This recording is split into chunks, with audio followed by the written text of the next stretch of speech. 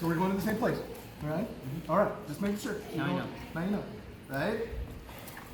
Space, arm goes underneath, load him up, all right? Now I want to get his leg up on my shoulder, okay? My front leg is pushing him away. That will make space for me to tuck this back foot in.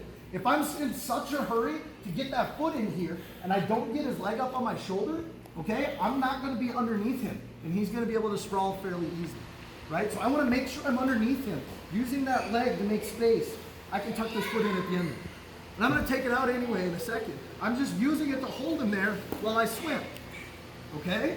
As long as he's off balance, he can't think about where my feet are going to be. So now once he finally catches his balance, he's going to be able to push on my foot, right? That's okay. It was a trap. I wanted him to do that so I could wrap and take him over. All right? Now when I do this pass, everybody come around, I tuck this head to me. This is where I was going to get next, but you guys skipped ahead again. Right? You're probably the one that actually paid attention in class. They're like, I know the answer before the teacher asked the question. All right, so I'm going to pull that knee tight here. Post my foot. This knee is coming out behind me.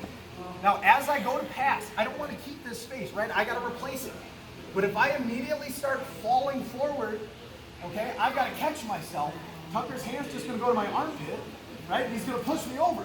And now we're in a scramble. I don't want to let that happen, right? So I always pass with my hips. When I'm attacking somebody, I'm always passing with my hips. Keep my head away so he can't punch me in the face, right? So my knee goes to the ground, and I cover his hips. Now, this leg is still a problem, okay? If I just start dropping in to try to hug him, he's just going to pull that knee back in, be able to make space and cause a scramble, right? So once I get up in there, I'm going to block his knee with my elbow, all right? Now that leg is out of my way. Now I can start to pass. I want my hand to go underneath his arm here. Circle around behind. See how his arm ended up in front of his face? Now I can wrap that wrist, get my Kimura grip, start attacking.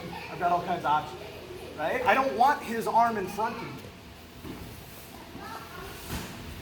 When I do this pass, I don't want to do everything right and dive in here, which allows him to get his underhook, and he's right out the backside now, right? He's got an escape opportunity. I want to take that way ahead of time by making all of his weapons, his hands, his legs, his face, his teeth, I want them all pointed away from him. Does that make sense?